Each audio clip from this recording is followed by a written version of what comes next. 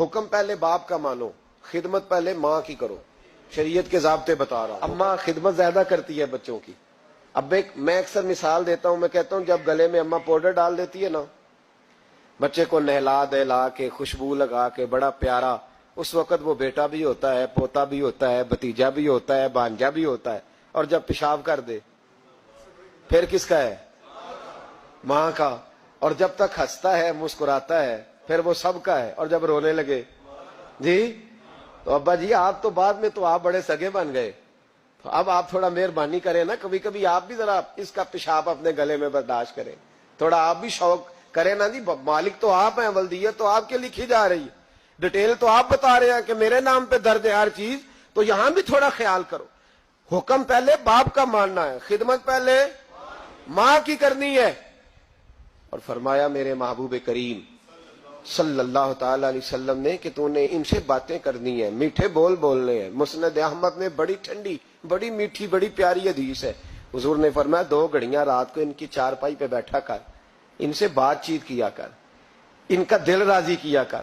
فرمایا اگر تو انہیں خوش کرنے میں کامیاب ہو گیا، رب تجھے 2 حج اور 2 عمرے کا ثواب عطا فرمائے گا. اگر تو انہیں، اور ماں باپ اگر پردہ کر جائیں پھر تیری دعاؤں کا رخ ماں باپ کی طرف. امام راضی نے تفسیر کبیر میں حدیث لکھی ہے، ایک شخص پر آخری وقت طاری تھا، نزع کا عالم تھا، لوگ کلمہ پڑھاتے تھے، زبان پہ جاری نہیں ہوتا تھا. ان حدیثوں کو روز یاد کیا کرو، روز ماں باپ سامنے آئے تو ان حدیثوں کو ذہن میں لایا کرو. کلمہ اللہ کا ذکر ہے، زبان پہ جاری نہیں ہو رہا کلمہ.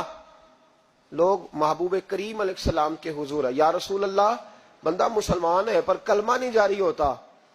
حضور نے یہ نہیں فرمایا کہ دیکھو لکنت تو نہیں، کوئی مشکل تو نہیں، کیا مسئلہ ہے، دعا کرتے ہیں. فوراً امام راضی نے لکھا ہے نبی پاک نے فوراً فرمایا پتہ کرو اس کی ماں زندہ ہے. یا رسول اللہ ہے. فرمایا بلاؤ. اماں آئی بڑی پریشان، 2 گلیاں چھوڑ کے رہتی ہے. فرمایا تیرا بیٹا ہے؟ تو ماں نے مصطفیٰ کا چہرہ دیکھا تو رو پڑی، کہنے لگی حضور میرا ہی ہے. فرمایا تو ناراض ہے؟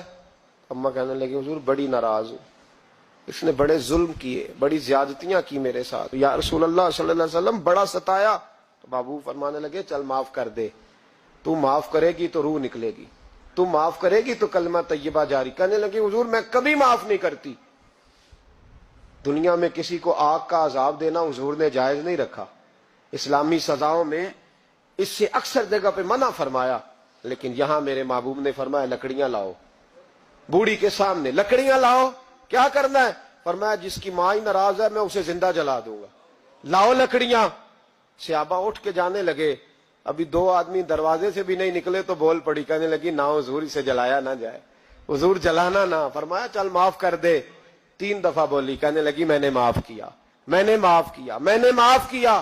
محبوب فرمانے لگے اب پڑھاؤ کلمہ، پڑھاؤ. جب کلمہ پڑھایا تو زبان پہ کلمہ جاری ہو. اس کا مطلب ہے کلمہ بھی اسی کی زبان پہ جاری ہوگا جو ماں باپ کا فرما بردار ہوگا. ورنہ مت امید رکھے کہ میں بڑی لمبی تہجد پڑھتا ہوں، میں تو دروازے پہ بیٹھ کے سخاوت کرتا ہوں، میں تو بہت بڑا آدمی ہوں. اپنے ماں باپ کی طرف دیکھیں، ان کا خیال فرمائیں.